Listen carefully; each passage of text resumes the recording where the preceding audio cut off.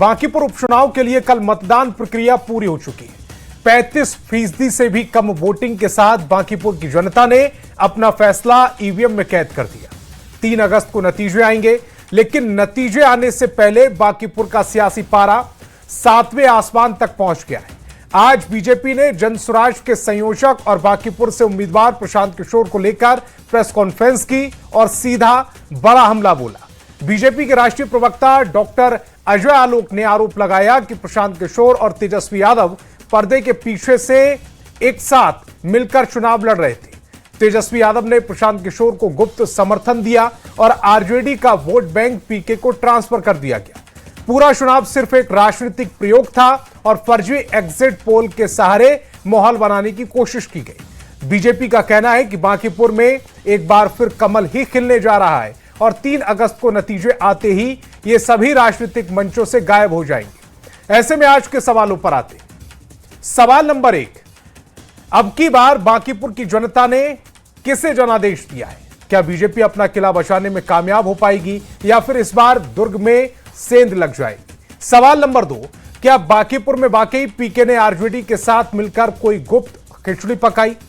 सवाल नंबर 3, क्या कम वोटिंग प्रतिशत जो कि 34.80% ही रहा है, बांकीपुर में किसी बड़े सियासी उलटफेर का संकेत दे रहा है? सवाल नंबर 4, क्या नतीजों से पहले बीजेपी की प्रेस कॉन्फ्रेंस घबराहट दर्शा रही है? और सवाल नंबर 5, 3 अगस्त को बांकीपुर की जनता किसका बाजा बजाने वाली है? बीजेपी की हैट्रिक का या प्रशांत किशोर के जनसुराज के नए प्रयोग का?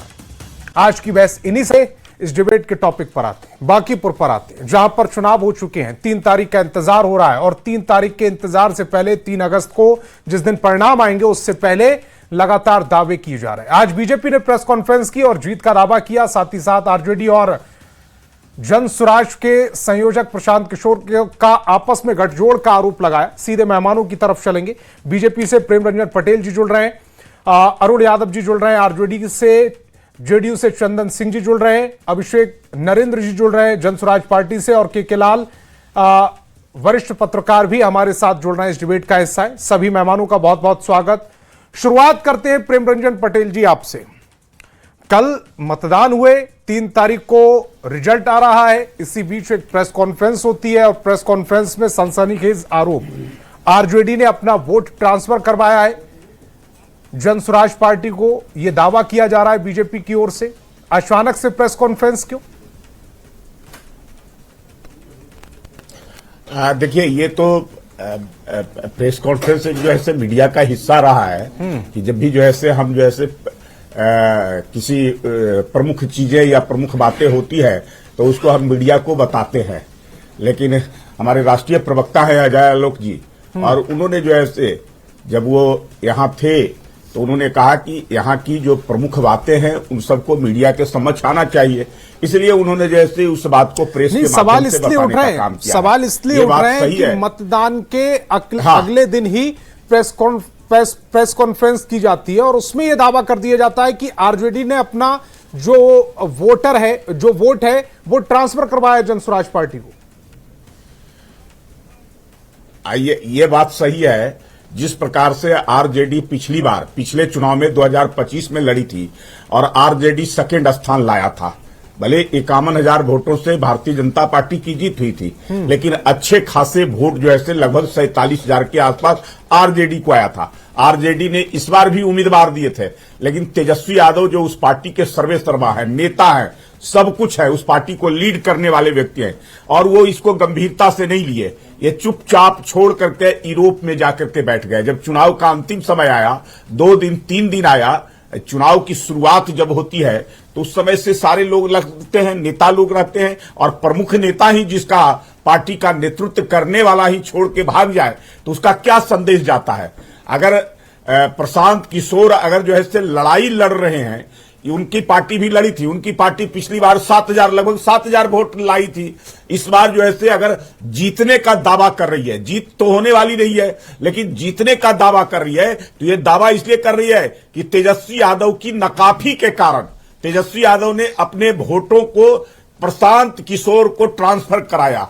अपने जो उनके समर्थक वोट थे उस क्षेत्र में, उस इलाके में, उसमें काम अगर किए हुए रहते तेजस्वी यादव, तो प्रशांत किशोर उस स्थिति में नहीं आते या उस दावे नहीं कर पाते कि हम चुनाव निकाल सकते हैं या जीत सकते हैं। जीतने का कोई सवाल नहीं है। भारतीय जनता पार्टी को दावे कर रही है उससे बीजेपी नहीं, कोई अरुण यादव जी नहीं, कोई डर नहीं, कोई डर नहीं, कोई डर नहीं है। मैं एक मिनट संतोष जी, मैं केवल इस बात के लिए, ये लड़ाई जो ऐसे जीतने के लिए नहीं हो रही थी।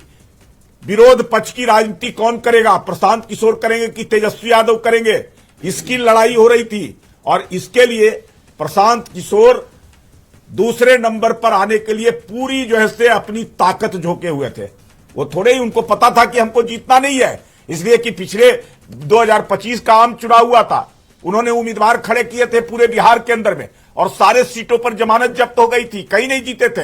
अपने चुनाव लड़ने से भाग गए थे। तेजस्वी के खिलाफ उन्होंने बोला था कि मैं चुनाव लड़ूंगा राघोपुर में, और वहां से अंतिम समय में उन्होंने चुनाव लड़ने से मना कर दिया। तो ये गठजोड़ क्या बताता है? और यहां तेजस्वी यादव उनके चुनाव के समय में जब वो लड़ रहे थे तो तेजस्वी आरजेडी का पक्ष रखने के लिए ये गठजोड़ के साथ कोई गठजोड़ चल रहा है? पर्दे के पीछे कोई स्क्रिप्ट, कोई अलग पटकथा लिखी गई हो जैसा दावा कर रही है बीजेपी? देखिए संतोष आवाज जी, दीजिएगा जरा। हाँ। यह हमें बताने की जरूरत नहीं है कि प्रशांत किशोर किनके बी टीम है, किनके प्रोडक्ट हैं। देश और दुनिया इस बात को जानती है। और आपको याद होगा नीतीश कुमार जी ने जब प्रशांत किशोर को पार्टी का उपाध्यक्ष बनाया था तो उन्होंने खुलेआम कहने का काम किया था नीतीश जी ने कि अमित शाह के कहने पर हमने प्रशांत किशोर को पार्टी का राष्ट्रीय उपाध्यक्ष बनाने का काम किया। और जगजाहिर है प्रशांत किशोर ने भी कई बार खुल के कहा है कि हमने मोदी को लाने का काम किया। 2014 में मोदी के लिए उन्होंने काम करने का काम किया।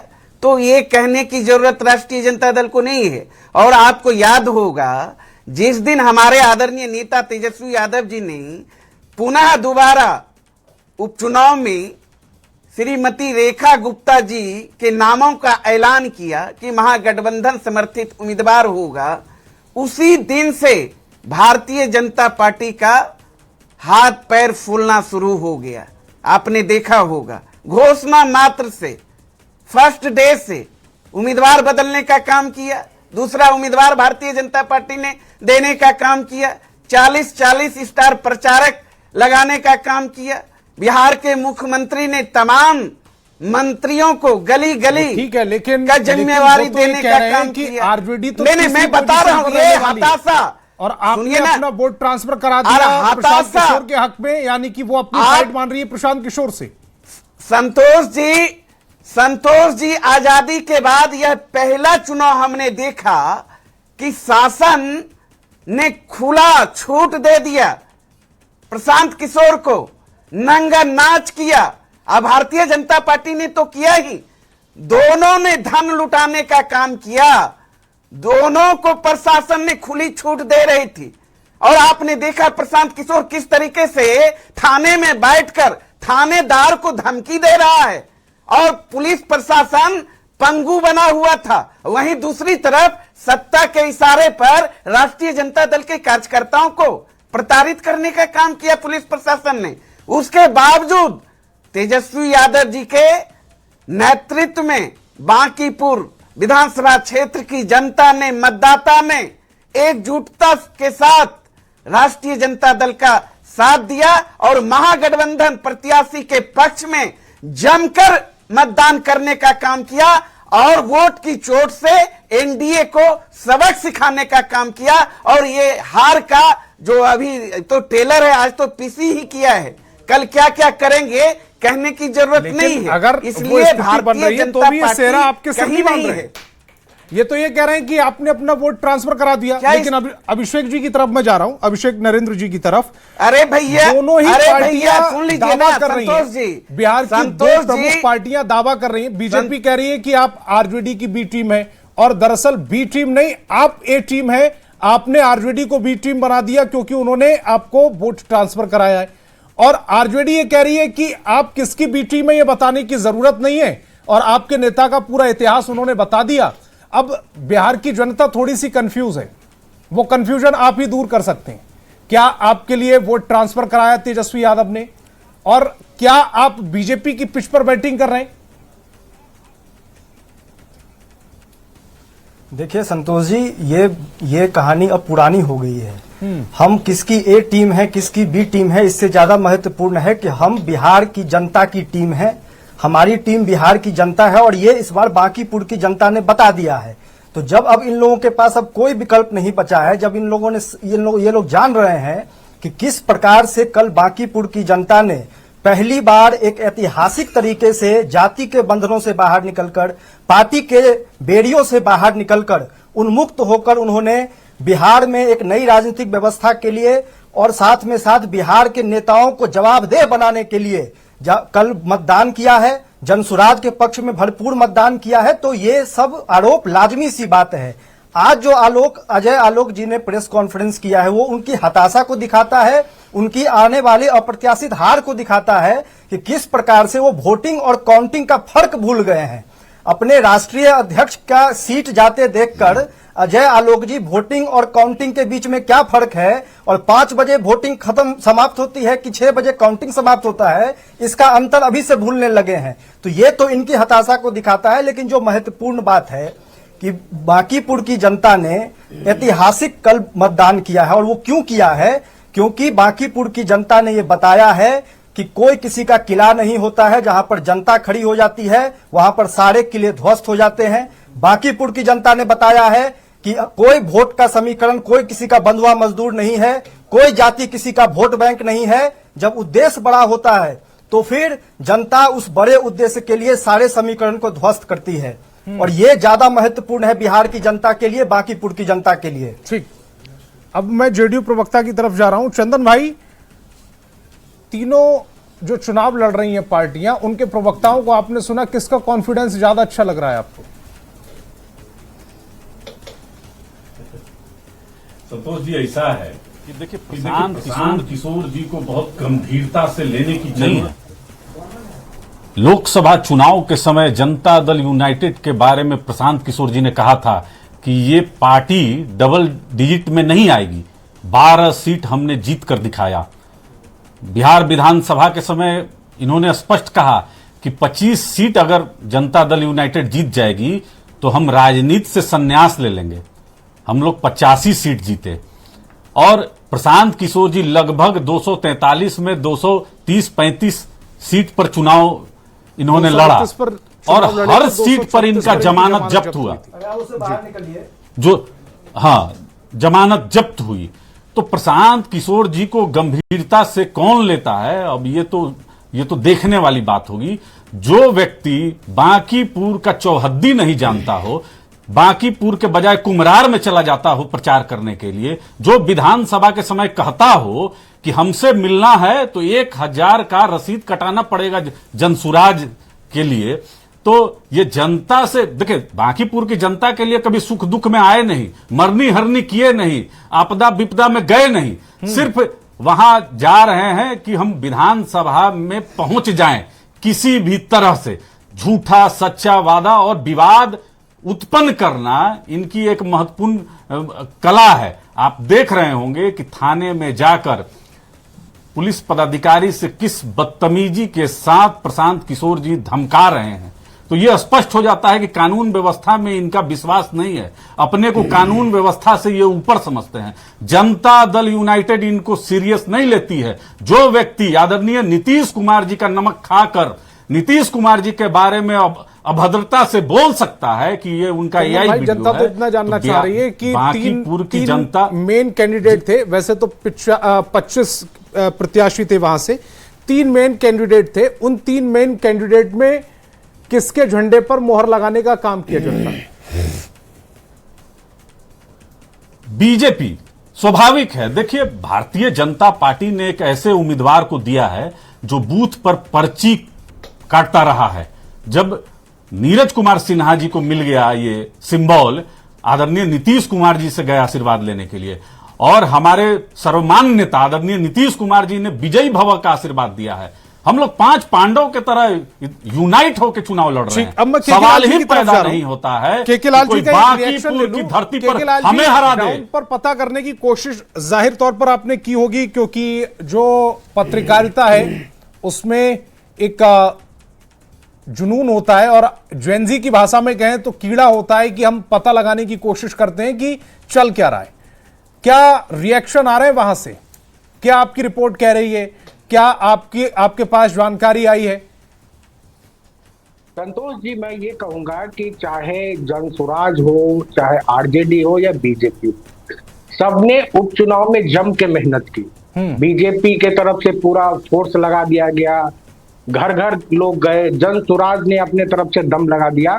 तो ये वोटिंग परसेंटेज जो गिर गया, इससे तो ये अनुमान लगाया जा सकता है कि एक एग्रेसिव वोटिंग होता तो ये कहा जा सकता था कि किसी के पक्ष में गया, या जनसुराज के पक्ष में गया, या बीजेपी के अगेंस्ट में गया। लेकिन वोटिंग परसेंटेज जो कम आ गया है, उससे सभी राजनीतिक दल परेशान है। आप चाहे जो भी दावा कर ले, और आमतौर पे ये माना जाता है कि उपचुनाव में जो है मतदाताओं की उतनी रुचि नहीं होती है, और मतदान परसेंटेज जो कम हुआ वो उसका आकलन आमतौर पे लगाया जाता है जो सिटिंग मेंबर है वो जीतेंगे। अब है कि कौन जीतेगा कौन हारेगा, तो ये मान के चलिए कि आपका वोट बैंक कौन सा है, बीजेपी का कोर वोट ग्रुप क्या है, जनसुराज का कोर वोट ग्रुप क्या है, आरजेडी का कोर वोट ग्रुप क्या है। आरजेडी के तरफ से शुरुआत करते हैं तो आमतौर पे माना जाता है यादव और मुस्लिम है। अब ये जैसे अजय आलोक जी ने कहा कि आरजेडी ने बीजेपी के साथ लड़ा, तो ये जो है कि यादव और मुस्लिम पूरा एक मुश्त होकर के इनको वोट दिए होंगे, इससे मैं सहमत नहीं हूं। क्योंकि मैंने वोटिंग के दिन यादव बहुल एरिया में भी गए और मुस्लिम बहुल एरिया में भी गए, अधिकांश लोग कुछ कह नहीं रहे थे, बोले बस हम वोट डाल दिए, माने क्लियर कट नहीं कर रहे थे कि हम किसको वोट डालें। अब देखिए कि जो वोटिंग पिछले चुनाव के मुकाबले 26,820 कम वोट डाले गए परसेंटेज के हिसाब से। नितिन नवीन जीते 51,000 से अधिक वोट से। अगर ये मान लिया भी जाए कि 26,820 वोट जनसुराज को आ गया, जनसुराज दावा कर रही है कि हम इस बार जीत ही जाएंगे, तब भी तो आपका डिफरेंस इतना आता है।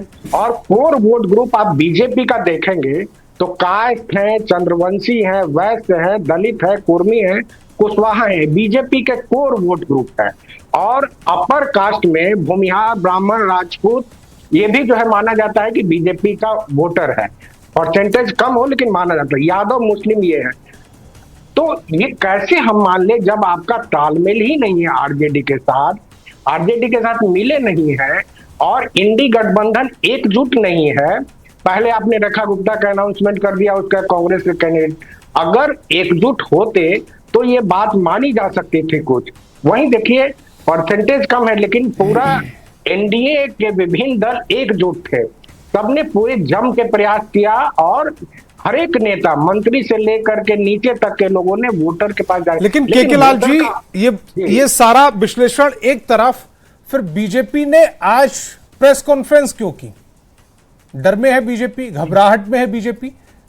नहीं, अब अजय आलोक जी के दिमाग में क्या है ये तो मैं नहीं जानता हूं, लेकिन ये ऐसी घबराहट की जरूरत नहीं है बीजेपी को, जहां तक हमें, हाँ इतना मैं कहूंगा, अभी एज जो है, जो मेरे ग्राउंड लेवल पे जो फीडबैक है या लोगों से बात कर रहे हैं, जैसे मान राजपूत बहुल इलाका में ये मानते हैं कि ये जनसुराज माने कि हमने सारा राजपूत को ले लिया, ऐसा नहीं है। कुछ लोग दिए हैं, टूटे हैं, ब्राह्मण टूटे हैं, भूमिहार भी टूटे हैं, लेकिन आप कहेंगे कि पूरा कास्ट टूट गया हो, चंद्रवंशी टूट गया हो, कुर्मी कुशवाहा टूट गया हो, इस बात से मैं सहमत नहीं हूँ। ठीक है, प्रेस कॉन्फ्रेंस करना है, उनका अपना फीडबैक होगा आरजेडी। और ये कह रहे हैं कि अजय आलोक जी कह रहे हैं कि वोट ट्रांसफर कर देना, इतना आसान नहीं होता है। आप अगर कह देंगे और वोट ट्रांसफर हो जाएगा, आम जनता भी बहुत संवेदनशील है, हर एक मुद्दे को देख रहा है कि आप किस परिस्थिति में जो है आप कह रहे हैं। अब तेजस्वी यादव 2 दिन पहले आते हैं, पूरा समा बांध देते हैं कि भाई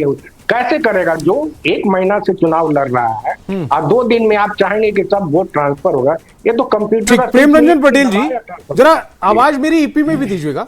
प्रेम रंजन पटेल जी, एक तरफ आप नैरेटिव बनाते रहे कि लेट से आ रहे तेजस्वी यादव, उसका नुकसान आरजेडी को उठाना पड़ेगा।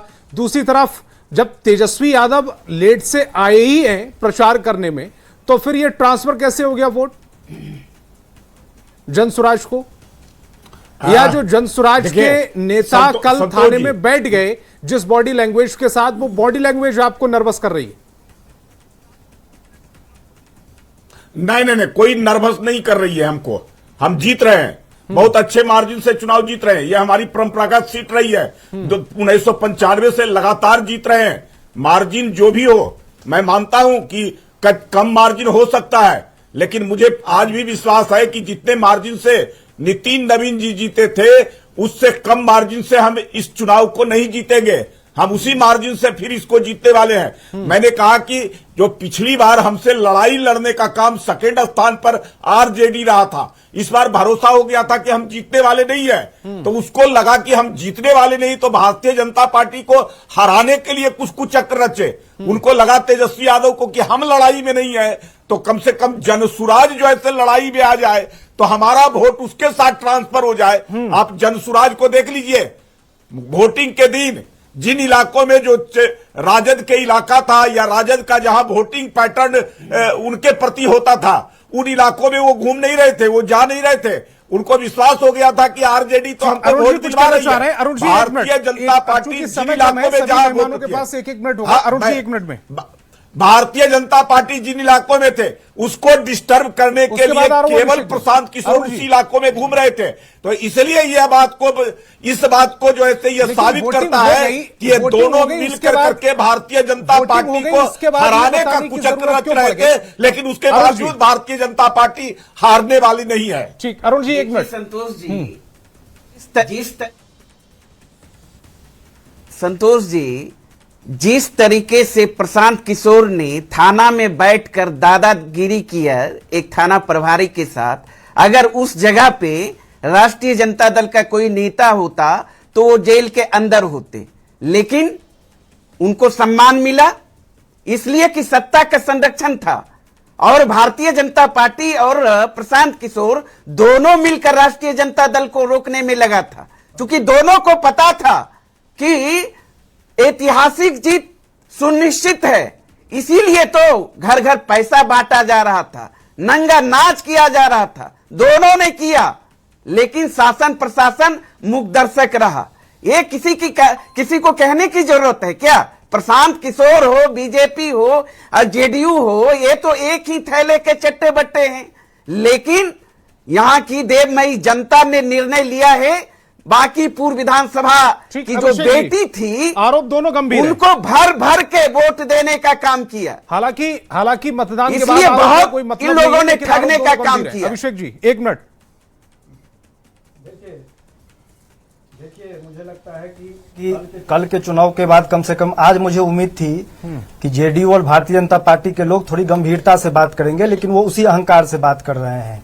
जिस प्रकार से ये प्रशांत जी के बारे में कह रहे हैं कि उनको गंभीरता से नहीं लेना चाहिए या नहीं ले रहे हैं, पूरी भारतीय जनता पार्टी की जितनी मशीनरी और फौज थी, इन्होंने पिछले 1 महीने में प्रशांत जी के खिलाफ लगाया, पूरी ताकत इन लोगों ने लगा ली। और उसके बाद जब कुछ परिणाम नहीं हुआ, सुन लीजिए अरुण जी, लेकिन उसके बाद मैं आपके बात कहने की जरूरत नहीं, मैं आपके समय पर नहीं बोला, मैंने सबकी बात सुनी है, सुनिए। लेकिन जिस प्रकार से पर दोषारोपण कर रहे हैं, जिस प्रकार से पुलिसिया तंत्र का इस्तेमाल चुनाव से 24 घंटे पहले हुआ, हमारे नेताओं को गिरफ्तार किया गया बिना किसी कारण के, जिस प्रकार से बूथ पर गुंडागर्दी पर भारतीय जनता पार्टी एनडीए के कार्यकर्ता उतर गए और ये दिखाया कि किस प्रकार से मतदाताओं को इन्होंने डराया धमकाया, किस प्रकार से हमारे कार्यकर्ताओं से इन्होंने मारपीट की। ये इनकी हताशा को दिखाता है कि जब भारतीय जनता पार्टी अपने ही किला में हारने लगती है, मुझे लग रहा है कि तीनों अपने ही किला में हारने लगती है, तो फिर किस प्रकार से गुंडागर्दी पर उतर आती है। बहुत क्लोज गया है। बिल्कुल नहीं संतोष जी, कोई नर्वस नहीं है हम लोग। भ्रम फैलाने का प्रयास किया जा रहा है। थाने में जिस तरीके से पुलिस के पदाधिकारी को इसी हार को दिखा रहा है और वायरलेस सेट को इस्तेमाल करने का प्रयास किया गया।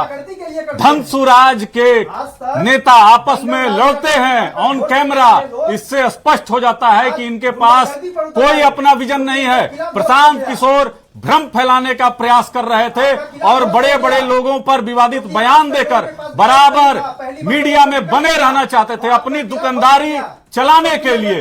और देखिए तेजस्वी प्रसाद यादव यूरोप की यात्रा पर रहते हैं, अरे भैया उनका तो कार्यकर्ता ही काफी था लड़ाई लड़ने के लिए। हो जाता है कि इनका मिला हुआ है, लेकिन जनता दल यूनाइटेड लगातार बांकीपुर उपचुनाव में लगी रही और हमारे नेता लगे रहे। ठीक है, मैं केके लाल जी की तरफ जा रहा हूं, केके लाल जी की तरफ जा रहा हूं मैं। केके लाल जी, चूंकि अगर जो वोटिंग हुई है 35% के आसपास, इसका कुल मैं दूंगा 35% के आसपास जो वोटिंग हुई है उसका कुल मार्जिन होता है 1,35,000 के आसपास वोटर।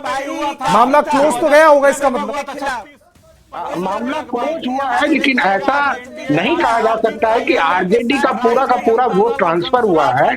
आरजेडी बीजेपी का बूथ मैनेजमेंट बहुत तगड़ा था, तो जितना भी कम परसेंटेज हो तो बीजेपी ने अपने वोटर को वोट डालने के लिए रखा, लेकिन बूथ पे आप नहीं देख सकते थे कि आरजेडी के वर्कर जो है जन स्वराज के लिए मदद कर रहे हो, ऐसा कुछ नहीं है।